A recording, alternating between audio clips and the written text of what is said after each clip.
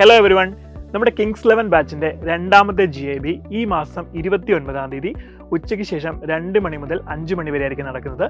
അപ്പം GAB എക്സാമിന് വേണ്ടിയിട്ടുള്ള ഓരോ സബ്ജക്റ്റിൽ നിന്നുള്ള സിലബസ് എന്തൊക്കെയാണെന്ന് നമുക്ക് നോക്കാം. അപ്പോൾ ഫിസിക്സിൽ നമുക്ക് ഉൾപ്പെടുത്തിയിട്ടുള്ള chapters units and measurements, motion in a straight line, motion in a plane, അതേപോലെ ലോസ് ഓഫ് മോഷൻ എന്നീ ചാപ്റ്റേഴ്സാണ്.